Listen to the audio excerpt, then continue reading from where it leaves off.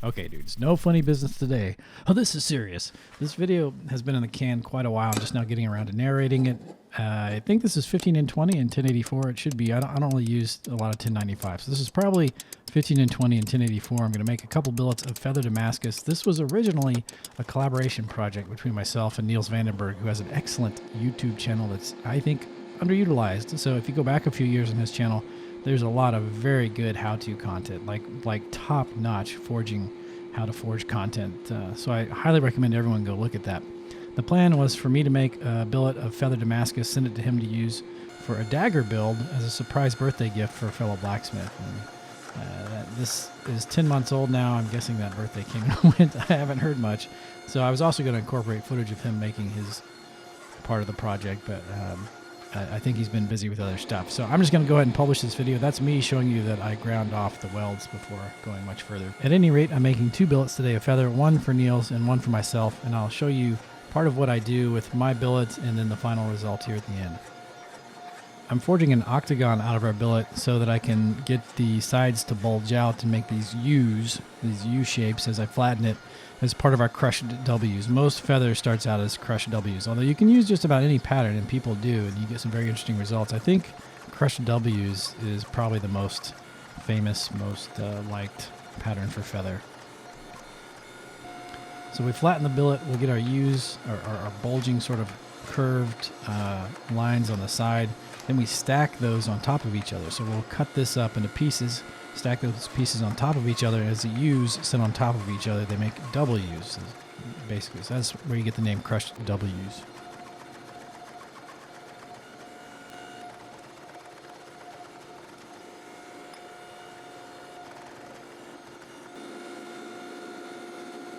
There's billet 1, and I went ahead and forged out billet 2 as well.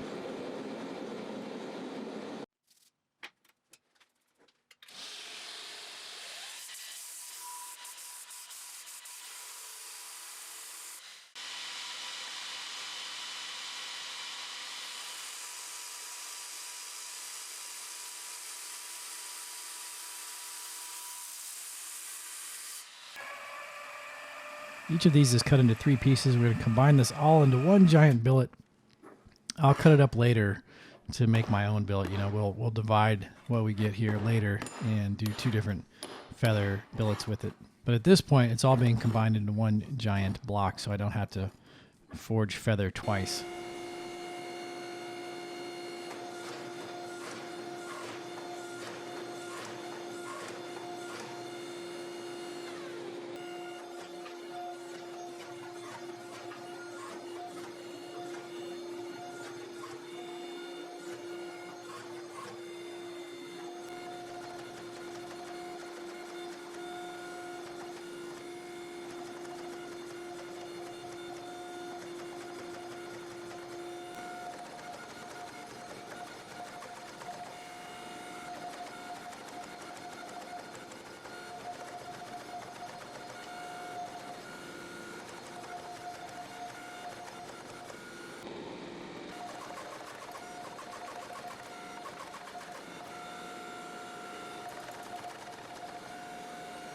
All right, very cool. So our build's getting too big for me to draw out in my forge, so I've divided it in 2. We'll draw out each part separately. Then we're going to combine it again.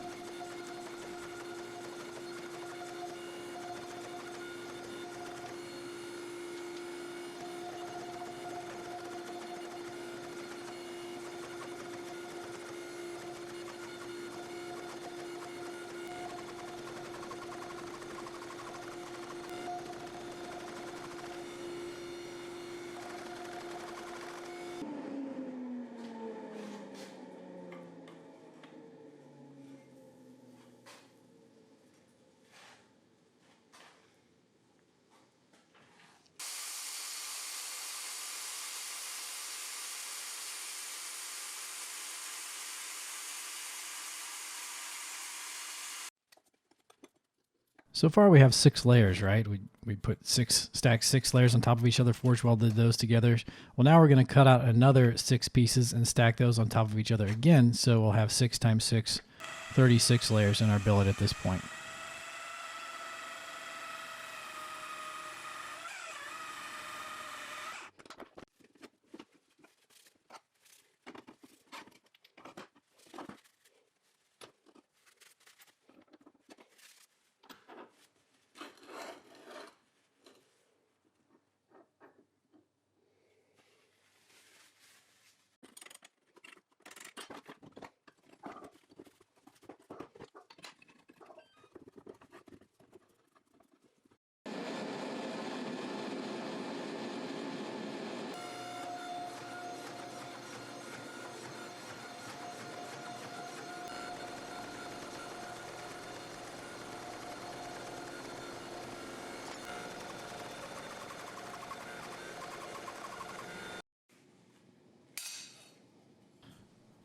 All right, well, we can't make feather from this, so we're going to have to cut it up and stack it again. We're going to cut it into 5 pieces. So 5 times 36 is 180. We've probably lost a layer or two surface grinding stuff, but basically around 180 layer, maybe 160, 180 layer feather, which is pretty tight. That's a lot of layers. I think it's going to look good. I like high layer count feather, and this is going to be high layer count feather.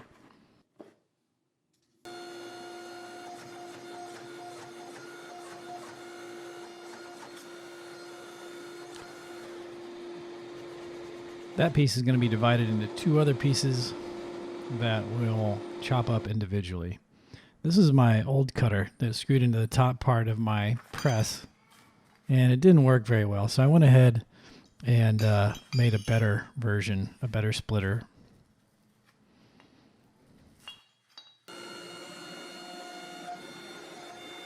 Gotta get this process down a little better here, but this works a lot better than my old splitter. Maybe a little too narrow at the top. I may need to dull it.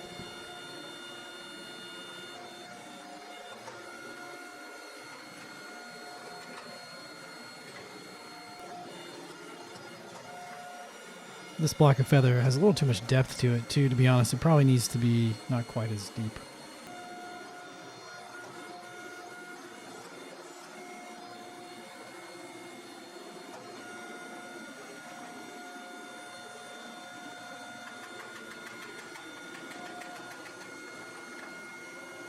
I'm going to finish dividing that in half, and then I'll sort of surface grind the edges that I need to put back together. Some people do that, some people don't. I think it's a little risky not to. Or at least it's risky for me not to. People, I think, sometimes worry that it's going to affect the pattern, or at least I used to, but if if you're taking off too much material, you can forge that area flat before you grind it. Then you really take off minimal material, and I don't seem to miss it in my patterns. Maybe I'm wrong, but it doesn't seem to affect what I do. So I surface grind that just to get a nice clean surface. I know some people don't. At least I've seen that some people don't.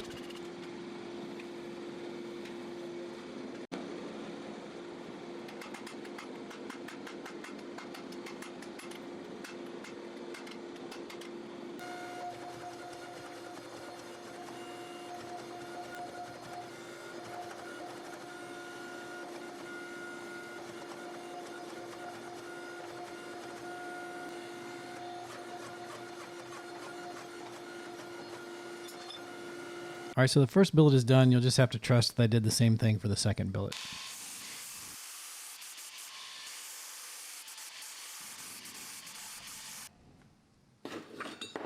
And there they are.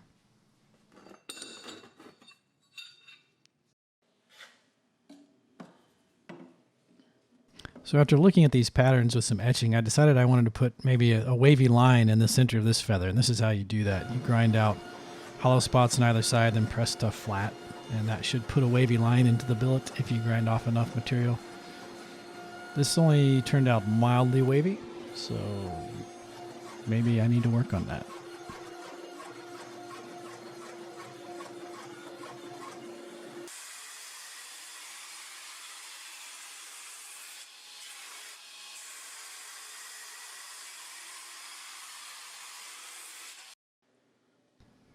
Mildly wavy. Not super wavy. Itty bitty tiny wavy. Let's forge out and do some grinding on the knife that I'm making.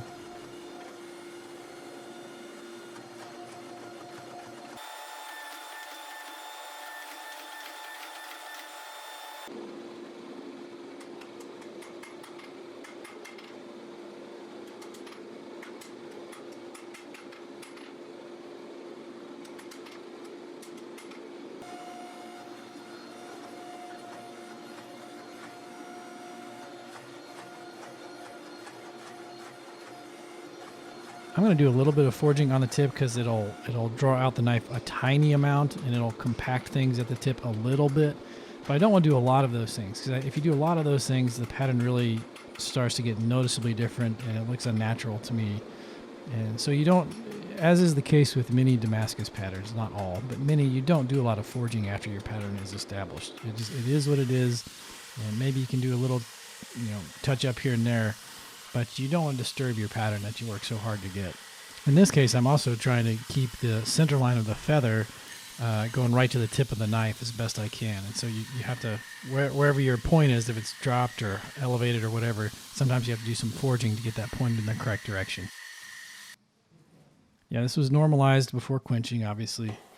It's quenched in Parks 50. It's my main go-to quench oil. There's a few steels I quench in other stuff, but most things go in Parks 50.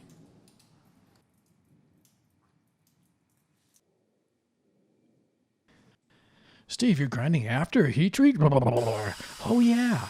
Yeah, I am. I'm not throwing out a feather billet because it warps on me, and I can't straighten it after 3 days of pulling my hair out. The primary reason I think I get warps in my blades is when I do some uneven grinding before heat treat. And I know there's all kinds of thermal cycling and subcritical anneals and all this stuff you can do that people do successfully to do most of the grinding before heat treat and still keep things straight with the quench, but that ain't me. That's not been my experience. So I'm going to spend an extra $20 on belts and 10 minutes on the grinder to make sure I don't throw out 2 days of forging. So that's just where I'm at. Maybe someday I'll get the hang of it, but